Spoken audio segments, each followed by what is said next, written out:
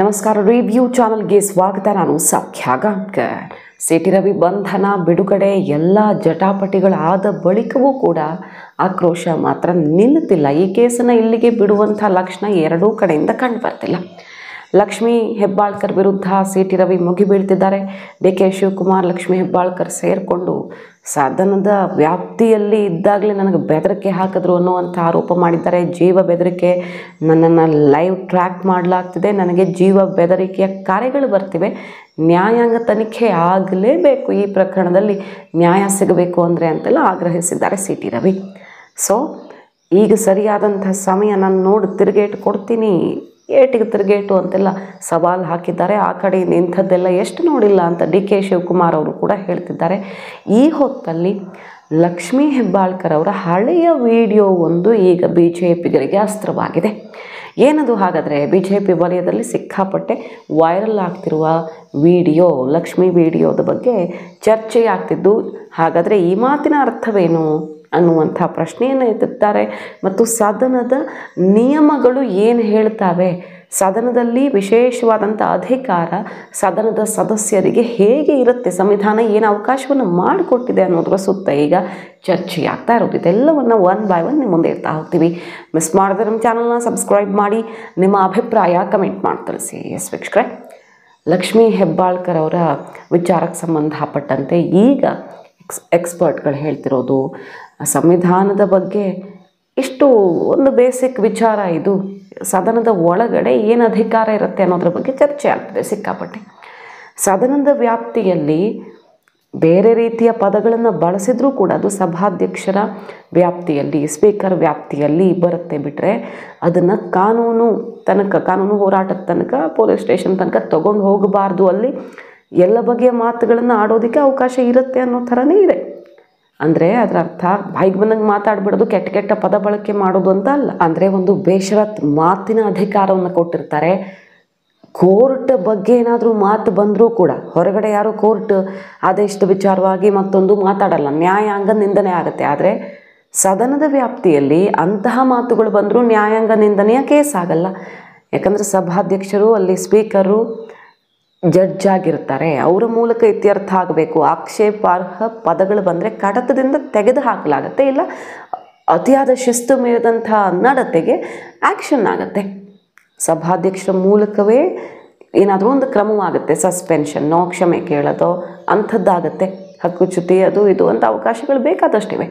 ಅದು ಬಿಟ್ಟರೆ ಈ ರೀತಿ ಮಾಡೋದಕ್ಕೆ ಕಾನೂನು ಅವಕಾಶ ಮಾಡಿಕೊಡಲ್ಲ ಅನ್ನೋದನ್ನು ಹೇಳ್ತಾ ಇರೋದು. ಆ ನಿಟ್ಟಿನಲ್ಲಿ ಚರ್ಚೆ ಆಗ್ತಾ ಇದೆ. ಎಷ್ಟೋ ಸಲ ಬೈದಾಡ್ಕೊಂಡಿದ್ದು ಇರುತ್ತೆ, ಆದರೆ ಇದನ್ನು ಸೆಷನ್ ಒಳಗಡೆನೇ ಇತ್ಯರ್ಥ ಮಾಡೋದಕ್ಕೆ ಅವಕಾಶ ಇದೆ ಅಂತ ಅದು ಒಂದು ಕಡೆ.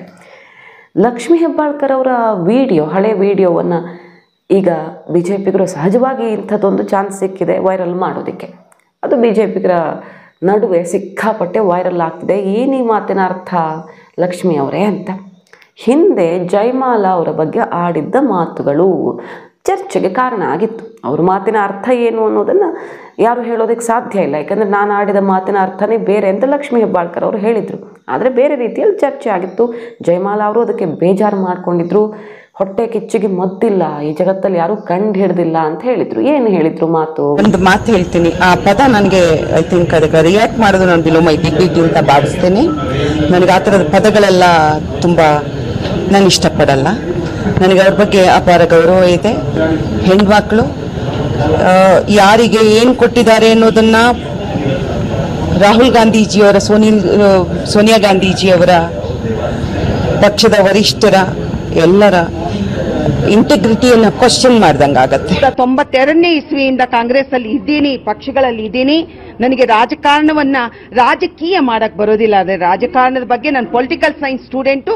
ನಾನು MA ಮಾಡಿರ್ತಕ್ಕಂಥದ್ದು ಪೊಲಿಟಿಕಲ್ ಸೈನ್ಸ್ ಅಲ್ಲೇ. ನನಗೆ ಇತಿಹಾಸದ ಪುಟಗಳಲ್ಲಿರ್ತಕ್ಕಂಥ ಎಲ್ಲ ನಾಯಕರ ಬಗ್ಗೆ, ಅವರ ನೀತಿ ನಡೆಗಳ ಬಗ್ಗೆ, ನನಗೆ ಕಾನೂನಿನ ಬಗ್ಗೆ, ರಕ್ಷಣೆಯ ಬಗ್ಗೆ ನನಗೆ ಅರ್ಥ ಆಗಿದೆ. ಏನು ಮಾಡೋಕ್ಕಾಗಲ್ಲ, ಈ ಪ್ರಪಂಚದಲ್ಲಿ ಎಲ್ಲದಕ್ಕೂ ಔಷಧಿ ಕಂಡಿಡ್ದಿದ್ದಾರೆ, ಆದರೆ ಹೊಟ್ಟೆ ಕಿಚ್ಚಿಗೆ ಒಂದು ಔಷಧಿ ಕಂಡಿಡ್ದಿಲ್ಲ. ಅದಕ್ಕೊಂದು ಔಷಧಿ ಬಂದ್ಬಿಟ್ರೆ ನೋಡ್ರಿ, ಇದೆಲ್ಲವೂ ಕೂಡ ಎಲ್ಲೂ ನಿವಾರಣೆ ಆಗುತ್ತೆ. ಜಗತ್ತಿಗೆ ಗೊತ್ತಿದೆ ನೀವು ಅವ್ರ ಬಗ್ಗೆ ಹೊಟ್ಟೆ ಕಿಚ್ಚು ಪಟ್ಕೊಂಡಿದ್ದೀರಾ, ಅದಕ್ಕೆ ಅವ್ರ ವಿರುದ್ಧ ಎಲ್ಲ ಹೇಳಿಕೆ ಕೊಟ್ಟಿದ್ದೀರಾ ಅಂತ ಅವರು? ಅದ್ರ ಬಗ್ಗೆ ನಾನು ರಿಯಾಕ್ಟ್ ಮಾಡಲ್ಲ. ಅವ್ರಿಗೆ ಸೇವೆ ಇಷ್ಟ ಆಗಿದೆ ಪಕ್ಷದ ನಾಯಕರಿಗೆ? ಇಲ್ಲ, ನಮ್ಮ ಕಡೆ ಸೇವೆ ಅಂದ್ರೆ ಬೇರೆ ಸೇವೆ ಇರುತ್ತೆ. ಅವ್ರು ಯಾವ ಸೇವೆ ತಿಳ್ಕೊಂಡ್ರೆ ನಂಗೆ ಉತ್ತರ ಕರ್ನಾಟಕದಲ್ಲಿ ನಿಂತ್ಕೊಂಡು ಆ ಭಾಗದಲ್ಲಿ ನಿಂತು ಸೇವೆ ಅಂದ್ರೆ ಏನು ಅಂತ ಹೇಳ್ತಾರೆ, ಬಟ್ ಈ ಭಾಗದಲ್ಲಿ ಸೇವೆ ಅನ್ನೋದಕ್ಕೆ ಏನು ವಿಶ್ಲೇಷಣೆ ನನಗೆ ಗೊತ್ತಿಲ್ಲಪ್ಪ. ಸೇವೆ ಅಂದ್ರೆ ಇಡೀ ರಾಜ್ಯದಲ್ಲಿ ಒಂದೇ ಇದೆ. ಅದು ದೇವ್ರ ಸೇವೆ ಆಗಿರ್ಬೋದು, ಅದು ಉರುಳು ಸೇವೆ ಆಗಿರ್ಬೋದು, ಅದು ಅಭಿಷೇಕ ಸೇವೆ ಆಗಿರ್ಬೋದು, ಅದು ಪಕ್ಷದ ಸೇವೆ ಆಗಿರಬಹುದು.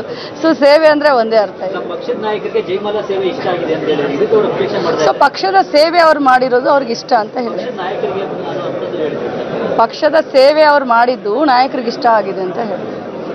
ಒಬ್ಬ ಹೆಣ್ಮಗಳಾಗಿ ಇನ್ನೊಬ್ಬ ಹೆಣ್ಮಗಳ ಬಗ್ಗೆ ಈ ತರ ಮಾತಾಡಿದ್ದು ನನಗೆ ಇಷ್ಟ ಆಗಿಲ್ಲ ಅಂತ ಜಯಮಾಲಾ ಅವ್ರ ಆಕ್ಷೇಪ. ನೋಡಿ, ಅದು ಅವ್ರು ತಪ್ಪು ತಿಳ್ಕೊಂಡ್ರೆ ಅದಕ್ಕೆ ನಾನು ಏನು ಮಾಡಲಿಕ್ಕೆ ಸಾಧ್ಯವಿಲ್ಲ.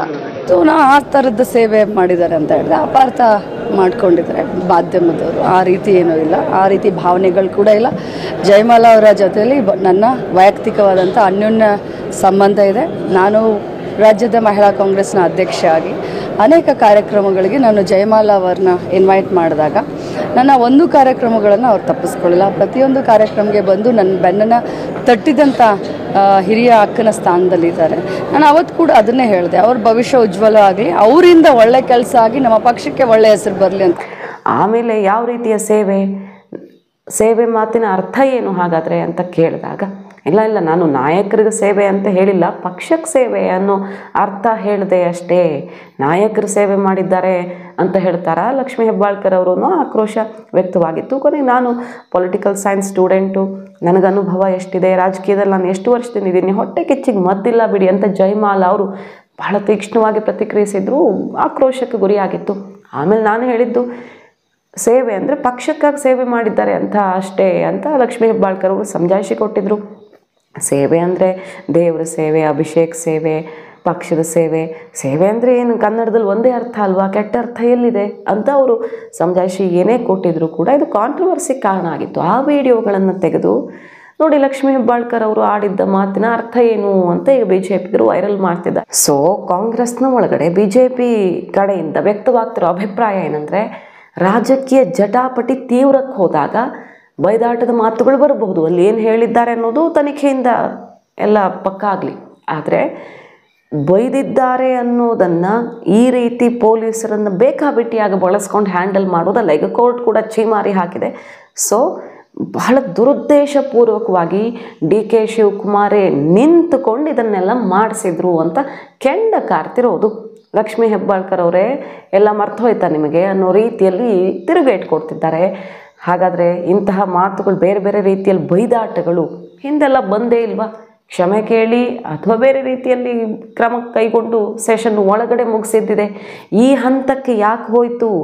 ಬಹಳ ಬೇರೆ ಬಗೆಯ ರಾಜಕಾರಣವನ್ನು ಮಾಡೋದಕ್ಕೆ ಹೊರಟಿದ್ದಾರೆ ಅಂತ ಈಗ ಮುಗಿಬೀಳ್ತಾ ಇದ್ದಾರೆ. ಬಿಜೆಪಿಗರು ಗೂಂಡಾ ರಾಜ್ಯ ಮಾಡೋದಕ್ಕೆ ಹೊರಟಿದ್ದಾರೆ. ಬಿಹಾರ UP ಈಗ ಸುಧಾರಿಸಿದೆ, ಆದರೆ ಕರ್ನಾಟಕದ ಪರಿಸ್ಥಿತಿ ಚೇಂಜ್ ಮಾಡೋಕ್ಕೆ ಹೊರಟಿದ್ದಾರೆ. ಅಪ್ಕಮಿಂಗ್ ಮುಖ್ಯಮಂತ್ರಿಗಳು ಅಂತ ಹೇಳ್ತಿದ್ದಾರೆ. ಈಗ ಔಟ್ ಗೋಯಿಂಗ್ ಮುಖ್ಯಮಂತ್ರಿಗಳದ್ದೇನೂ ಅಲ್ಲ, ಇದು ಅಪ್ಕಮಿಂಗ್ ಮುಖ್ಯಮಂತ್ರಿಗಳದ್ದು ಅಂತ ಬಿಜೆಪಿ DK ಶಿವಕುಮಾರ್ ವಿರುದ್ಧ ಮುಗಿಬಿದ್ದಿರೋದು. ಮಾಹಿತಿ ನಿಮಗೆ ಇಷ್ಟ ಆಗಿದ್ರೆ ಮಿಸ್ ಮಾಡಿದ್ರೆ ನಮ್ಮ ಚಾನಲ್ನ ಸಬ್ಸ್ಕ್ರೈಬ್ ಮಾಡಿ, ನಿಮ್ಮ ಅಭಿಪ್ರಾಯ ಕಮೆಂಟ್ ಮಾಡಿ ತಿಳಿಸಿ. Thank you.